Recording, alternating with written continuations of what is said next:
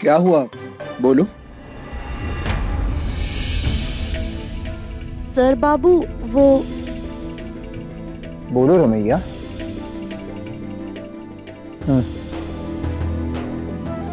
आपसे एक गुजारिश है।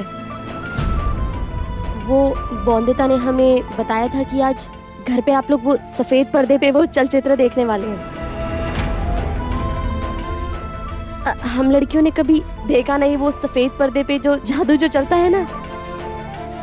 हम लोग देख सकते हैं आज?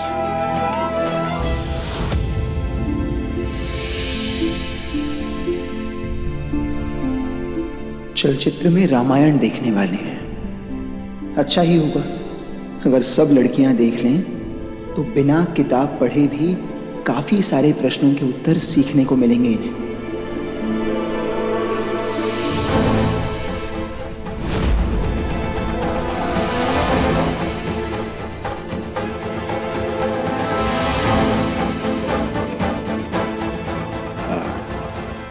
ठीक है, देख लो।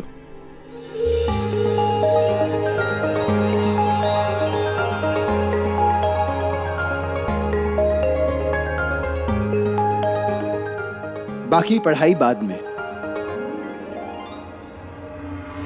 बेटी मैडम, एक बुरी खबर है। हीरा मंडी की सारी लड़कियां अब रॉय चौधरी हवेली में रहेंगी। अपने साथ लेके गए हैं सर उन्हें। अब कैसे रोकेंगे हम उन्हें पढ़ने से? क्या वो जिद्दी धर्म अधर्म मानने वाला त्रिलोचन रॉय चौधरी मान गया? वो तो नहीं पता मुझे, पर सबको आराम से जाते हुए देखा था हवेली में। सब बहुत खुश थी। खुश थी? बहुत गलत किया निरुद्ध। कैसे खुश थी? खुश कैसे हो सकती है वो? खुश कैसे हो सकती है? बैठी। तुम मामूली हिंदुस्तानी नहीं हो, अब तुम ब्रिटिशर हो, ग्रीनवुड की वाइफ। और हम गुस्से से नहीं, प्यार से वार करते हैं। देखा है ना हमने कैसे प्यार से पूरा हिंदुस्तान को अपना गुलाम बनाया है। तो फिर आप ही बताइए कि प्यार से कैसे हराए उन्हें? Divide and rule. फूट डालो और राज करो। बस इसी फॉर्मूला को तुम इस्तेमाल करो। उनकी टीम की सबसे कमजोर कड़ी को ढूंढो और फिर प्यार से तोड़ो उससे।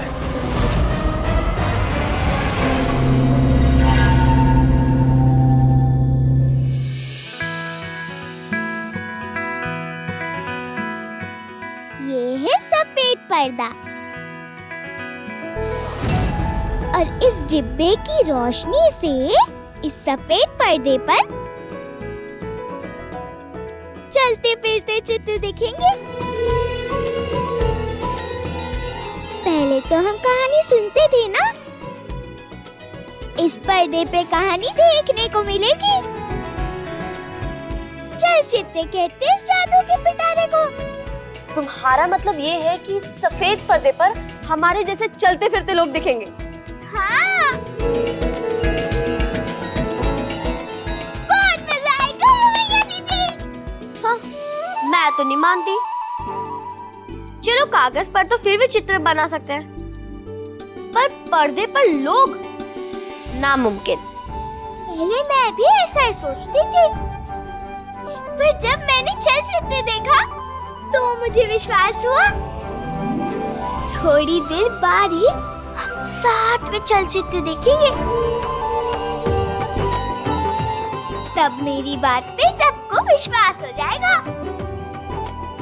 बहुत अच्छा चित्र आता है इसमें।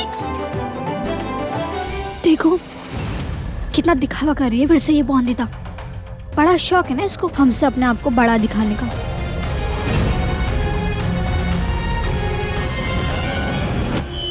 सुनो कोयली, हीरा मंडी वाली लड़कियां क्यों चलचित्र देखेंगी? यहाँ मना करो इन्हें। पढ़ने आई है ना, परिवार का हिस्सा बन जाएंगी क्या? पर मालिक, अनिरुद्ध बाबू ने कहा इन्हें देखने के लिए। और अगर मना कर देंगे तो उन्हें पता चल जाएगा तो उन्हें अच्छा लगेगा क्या मालिक? अच्छा तो नहीं लगेगा, क्या पता अनिरुद्ध फिर से क्रांतिकारी बन जाए। पहले से ही प्रतियोगिता की इतनी चिंता में है, क्या हम चाहेंगे कि उसकी चिंता में इजाफा? अरे लेकिन इन लड़कियों को भी तो अपने साथ नहीं बैठने दे सकते ना। यहाँ आ गई तो हमारा परिवार बना लेंगे क्या? ये अनिरुद्ध आने वाला है क्या चलचित्र देखने? नहीं मालिक, वो तो इनकी पढ़ाई की तैयारी कर रहे हैं आगे की कक्षा रूम में बैठकर। अच्छा ठीक है फिर।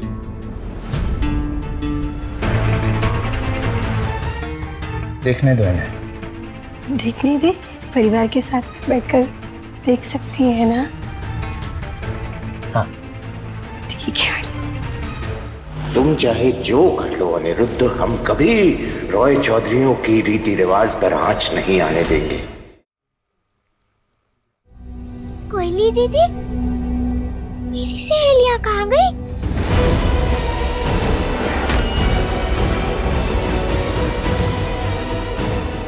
चलचित्र वाले बाबू, आप चलचित्र शुरू मत कीजिए, मैं अभी बुला कर लाती हूँ। अरे बहू, तुम्हारी सब सहेलियां यहाँ तो कब की आ चुकी हैं? हमने अच्छे से बैठा दिया है उनको। हाँ हाँ आ गई है तो मुझे क्यों नहीं दिख रही है? अरे दिखेंगी कैसे जब यहाँ है ही नहीं तो।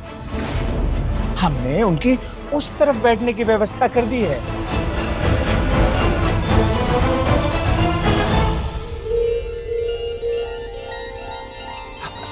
दरअसल क्या है ना कि यहाँ पर हमारे सामने, मतलब हम तुम्हारे ससुर हैं ना, तो सामने बैठने में उनको भी अजीब सा लगता है, तो इसलिए हमने उस तरफ अच्छे से व्यवस्था कर दी है। तुम चिंता मत करो, बैठ जाओ।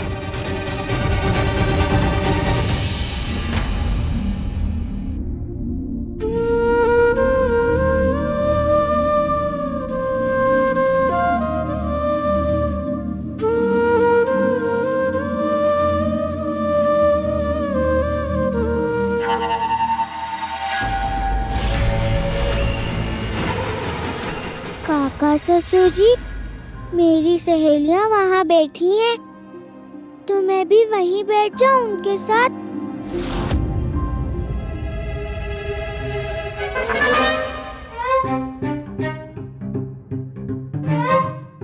बहू, कुछ पल हमारे साथ नहीं बैठ सकती क्या? आजकल किनके साथ रहती हो? हमेशा अपनी सहेलियों के साथ ही ना। अरे हमारे साथ बैठ जाती तो हमारा भी दिल हल्का हो जाता। ठीक है काका ससुर जी, मैं यहीं बैठ जाती हूँ आपके साथ। हाँ हाँ बैठो।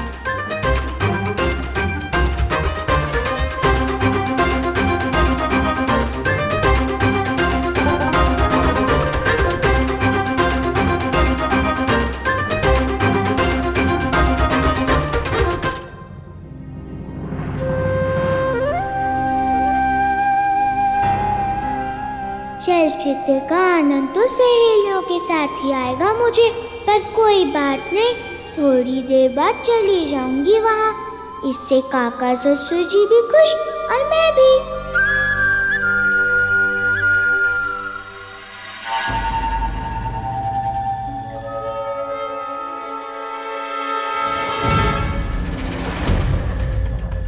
वंदिता ने क्या कहा था कि हम सब साथ में चलचित्र देखेंगे, पर देखो खुद वह अकेली महारानी की तरह ऊपर कुर्सी पर बैठी है और हमें यहाँ नीचे बैठा है गरीबों की तरह।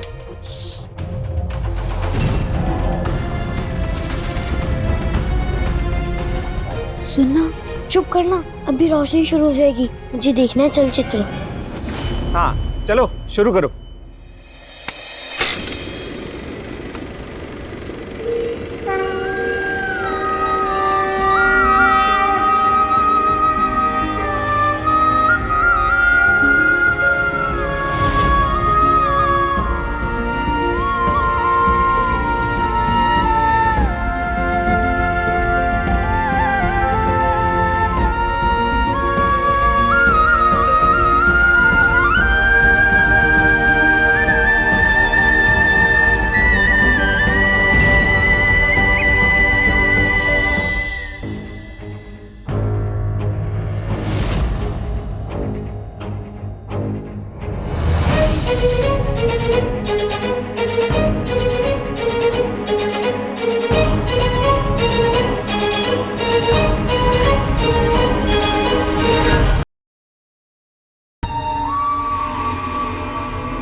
बॉन्दिता ने तो कहा था कि इसमें सारे लोग चलते फिरते दिखेंगे, लेकिन ये सब तो आधे अधूरे क्यों दिख रहे हैं,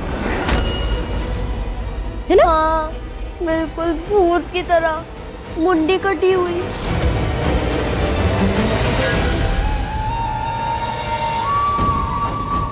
मुझे नहीं देखना ये सब चलचित्र। हमारे साथ भेदभाव हो रहा है।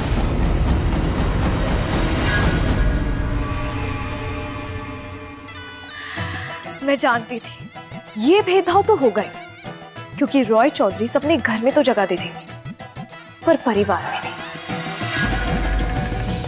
त्रिलोचन रॉय चौधरी, मुझे तो कुछ करना ही नहीं पड़ा, सारा काम तो आप ही ने कर दिया। क्या हुआ? ऐसी क्यों चली आई? कैसा लगेगा उन सबको? कैसे लगेगा मतलब? लेकिन हमारे साथ जो भेदभाव हो रहा है उसका क्या? हमें अपने आप से नीचा समझ से बोलो, छूना भी नहीं चाहते हमें। खुद चांदी के बर्तन में पीते हैं और हमें पत्तों के दाने में पिलाते हैं। बात देखा नहीं आपने? खुद कुर्सी पर बैठे थे सारे और हमें नीचे बैठा है। खुद को हमेशा ऊंचा दिखाने चलते हैं। मैं जानती हूँ भेदभाव हो रहा है, लेकिन सर बाबू और बॉन्दिता ऐसे नहीं है। हाँ, अगर ऐसे नहीं है तो बॉन्दिता तो एक बार आती ना हमारे पास। इलायची है इस टीम की भेदी, सिर्फ यही है जिससे फर्क पड़ रहा है इस भेदभाव से। भेदभाव सर बाबू और बॉन्दिता के मन में नहीं है, तेरे मन में। तू जलती है ना बॉन्दिता से, क्योंकि तेरे पति बाबू ने तो तुझे छोड़ दिया और आज तक लेने नहीं आए। लेकिन बॉन्दिता के पति बाबू उसे लेने भी आए और उसका सम्मान भी करते हैं।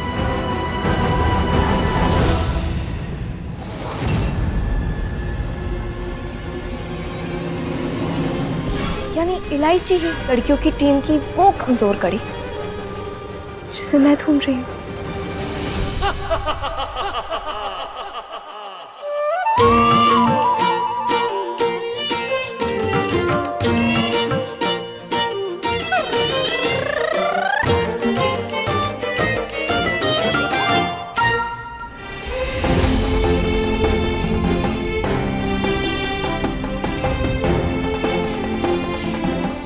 चली गई मेरी सारी सहेलियां। ये चलचित्र ऐसा आधा अधूरा क्यों दिख रहा है?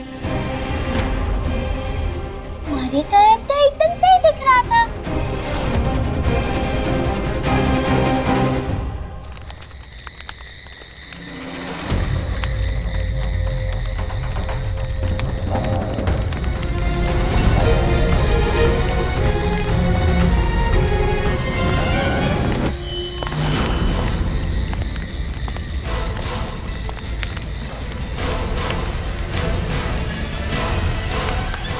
नहीं ना मैं दीदी, मैं आज बात नहीं करने वाली। कोई माने या नहीं माने, पर मैं ये मानती हूँ कि सर बाबू और बॉन्दिता हमारे साथ भेदभाव कर रहे हैं। मैं मानती हूँ तुम्हारी बात।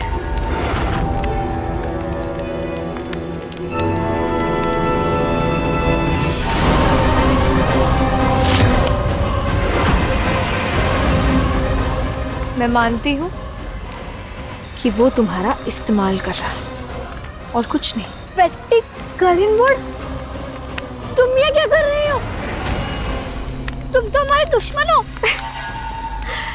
दुश्मन नहीं, दोस्त हूँ मैं तुम्हारी। अच्छी गाड़ी, बंगला, बहुत बड़ा घर, ये सब तुम्हारा हो सकता है।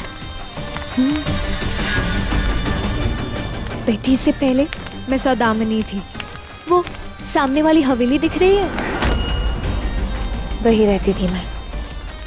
अनिरुद्ध बचपन का बहुत अच्छा दोस्त था, पर अनिरुद्ध और बॉन्दिता ने वही किया मेरे साथ जो तुम्हारे साथ हो रहा है। अपने आप को ऊंचा दिखाने के लिए इस्तेमाल किया मेरा, और फिर दूध में पड़े मक्खी की तरह फेंक दिया मुझे। देखना, तुमसे भी काम निकल जाए ना एक बार, तुम्हें भी ऐसे निकाल के फेंक देंगे वो सब। हीरा मंडी की लड़कियों को पढ़ाने के लिए चुनौती लिए। ऐसा कहा था ना उसने। सब ढोंग है, सब झूठ है। सिर्फ बॉन्दिता को पढ़ाना चाहता है इसलिए ये सब कह रहा है। जैसे मैं सौदामिनी से बैठी बनी और सब पे हुक्म चलाती, ऐसे तुम भी ताकतवर बन सकती हो मेरी तरह। पर उसके लिए तुम्हें मुझसे हाथ मिलाना पड़ेगा। तुम्हें तुम्हारे ससुराल भेज दूंगी मैं। मेरे जो हस्बैंड है ग्रीनवुड, सब डरते हैं उनसे, तो तुम्हें तो तुम्हारे ससुराल भिजवा ही दूंगी।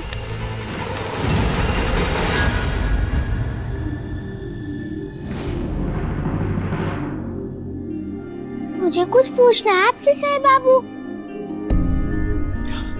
बॉन्दिता, सर बाबू कहने की जरूरत नहीं, अभी हम कक्षा में थोड़ी हैं। बोलो। मुझे सर बाबू से सवाल पूछना है, इसीलिए सर बाबू ही कहूंगी मैं। ठीक है, पूछो। सर बाबू, पर्दे के एक तरफ जहाँ बाकी लड़कियां बैठी थी वहाँ चलचित्र अधूरा क्यों दिख रहा है? और पर्दे की आगे की तरफ जहाँ मैं, काका ससुर जी, बट्टू, सोमनाथ दादा हम सब बैठे हैं वहाँ से ठीक दिख रहा है। तो बताइए ना सर बाबू, कौन सा विज्ञान है इसके पीछे? दिमाग खराब हो गया है तुम्हारा अनिरुद्ध, कभी नहीं देंगे। क्या तुम जानते नहीं हो हीरा मंडी की लड़कियों के बारे में हमारे क्या विचार? इसके पीछे कोई विज्ञान नहीं बॉन्दिता, सिर्फ काका की भेदभाव वाली भावना है। उन्होंने लड़कियों के घर पर आने में हाँ कर दी, पर उन्हें बराबरी का दर्जा नहीं दिया। मैं अपने घर में ऐसी असमानता और भेदभाव नहीं सहूंगा।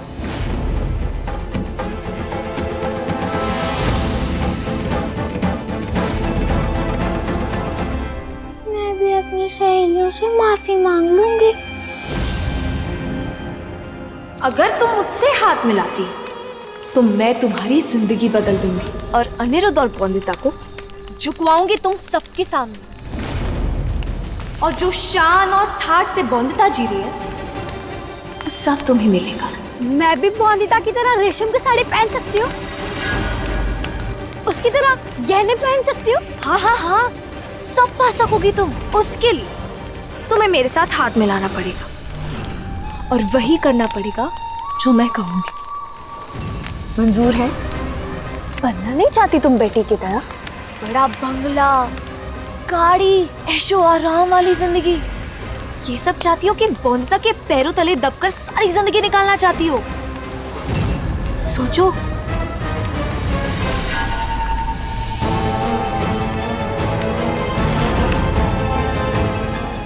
ये ब्रोच मेरी तरफ से तुम्हारे लिए तोहफा। अच्छा लगा? ये तो पहला तोहफा है, आगे और भी तोहफे मिलेंगे। बस आंखें बंद करके सोचो कि तुम अपने आप को कहाँ देखना चाहती हो। तो कैसा लगा तुम्हारा ये सपना जो मैं दिलाने वाली हूँ तुम्हें? तो फिर बताओ, हाथ मिलाओगी मुझसे?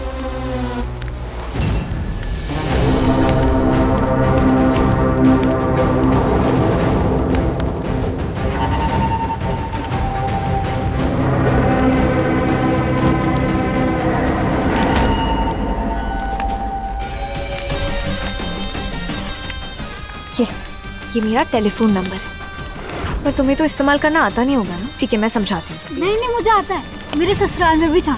अरे वाह, ये तो बहुत अच्छी बात है। तो फिर ये लो, और अगर कोई भी खबर मिली तो मुझे जरूर फोन करना।